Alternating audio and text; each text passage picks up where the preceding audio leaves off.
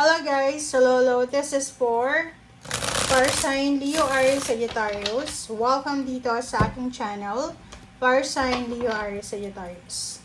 Okay, titingnan natin kung anong messages, vibration, gabay energy para sa inyong lahat. So this is for the 2 days.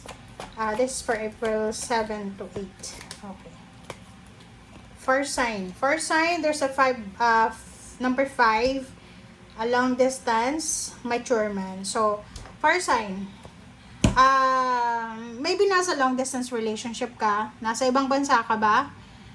And you're worried sa parents mo, especially sa father figure mo.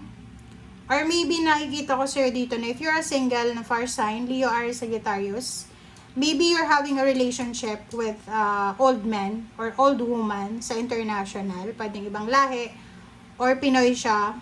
And nakikita ko sa'yo dito na medyo worried ka.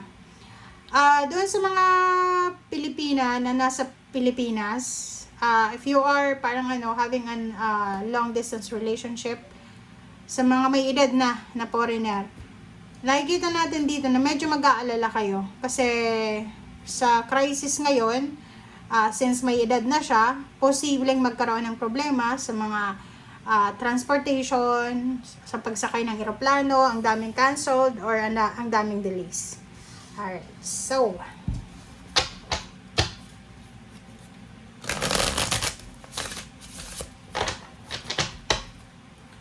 alright, first sign. Okay, first card natin sa second deck is Ace of Cups, 3 of Swords, 8 of Pentacles, Queen of Swords, and then the Chariot. Sa ilalim mo pala dito ay the Tower, Judgment, and Page of Swords. So yun, talagang ang sinasabi ng Barase dito, fire sign Leo or Sagittarius, if you are waiting for a long distance news or information, communication, posibleng para kang pinagbagsakan ng langit at lupa. Kasi sinasabi ng the Tower dito and the Judgment na yung hinihintay mo, maybe you're expecting for something or a decision or like for example, wedding, pwedeng celebration or whatever man. Nakikita ko na imposible. Pwedeng hindi siya matuloy. So, may mga fire sign, Leo, Aries, Sagittarius dito na may pinaplano kayo na posibleng hindi matuloy siya. Yung decision making mo na to, sinasabi na kailangan mo ng information bago ka makapag-decide. Alright? Para hindi ka magsisi sa bandang huli.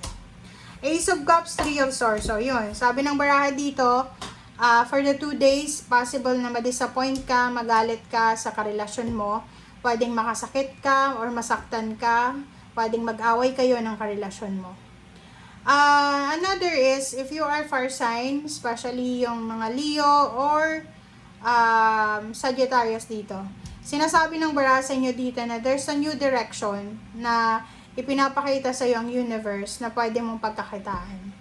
Una, sinasabi sa iyo ng universe na you can find job international or you can find job sa other place. Okay? So, like for example, kung pakiramdam mo, medyo suffocated ka na, medyo restricted ka na sa company na pinagtatrabahuan mo or whatever man yan, na lugar kung nasan ka ngayon, through panaginip or through synchronicities, ipapakita sa iyo ng universe na there's way out. Parang may lugar pa rin na pwede kang doon magtagumpay. So, wag kang mawala ng pag-asa.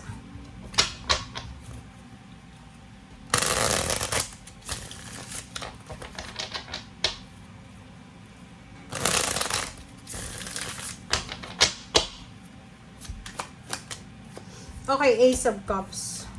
Diba? Mag-iingat tayo. Fire sign, Leo, Aries, Sagittarius, mag-iingat kayo sa mga love life. Like for example, single ka ba? If you're single, kung may feeling mo may nagkagusto sa'yo sa 2 araw na to, huwag kang magtitiwala. Kasi baka scam yan. Another is sa love life natin. If you're married, if you're in a relationship, mag-iingat kayo kasi possible na there's a temptation na magkaroon ka ng third party or yung person mo.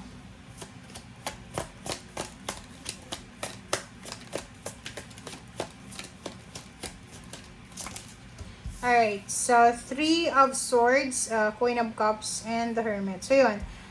Sabi naman ng Brasero dito, para daw hindi ka makasakit ng tao. Para maiwasan mo na magkaroon ka ng kaaway, or makapagsalita ka ng hindi maganda, makasakit ka ng ibang tao. Kasi, yung fire sign, mabilis yan makasakit ng damdamin eh. Kasi salita lang ng salita, aggressive, parang ganun. So, dito sa barahang to, pag-isipan mo daw ng mabuti. Sa dalawang araw nito, sinasabi ng Barasa yon na para sa kapayapaan ng lahat ng kapaligiran, huwag tayong magpadalos-dalos sa mga salita na bibitawan natin. Pag-isipan natin siya ng mabuti. Okay? Eight of Pentacles. Another is sinasabi ng barahan na kinakailangan mo daw na maging masipag, maging masinop, mag-focus ka daw sa trabaho mo, mag-focus ka sa financial mo kasi financially meron kang mga obligations, duties and responsibilities na kailangan mo siyang isettle. So, nakikita natin na yung iba for these 2 days may mga fire sign dyan na panay trabaho lang. Wala silang oras sa ibang bagay kundi puro lang trabaho. Okay, Queen of Swords.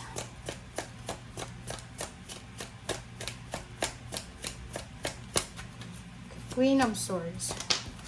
Queen of Swords is Seven of Pentacles. So, yun. Ang sabi ng Baraseo dito na kung may pagkakataon na itinuturo sa yung universe para makapagsimula kang magkaroon ng financial success or whatever, wag ka na daw maghintay pa. Okay? So, i-grab mo na yung opportunity na to. Grab the opportunity, fire sign Leo or Sagittarius. Huwag ka nang maghintay pa. Huwag mo nang pag-isipan pa ng maraming beses kasi baka masayang lang yung oras. So, if ever man, sa 2 araw na ito may mag-offer sa'yo ng trabaho, may mag-offer sa'yo ng additional income, part-time, tanggapin mo. Pero kung love life yan, mag-iingat ka kasi baka scam yan. Okay? And the Chariot. Magta-travel ka ba oh? Love life. So, kung ikaw daw, sabi ko na kanina pa to eh, kung ikaw ay single, looking for a relationship, sinasabi ng barahan na yon, posibleng may mag-offer sa'yo ng love life international, or posibleng if you need financial help, may mga tao dito na willing kang tulungan, willing kang pautangin, or willing ka nilang i-recommenda sa lugar kung saan ka pwedeng magkaroon ng financial source. Okay? Thank you guys. Bye!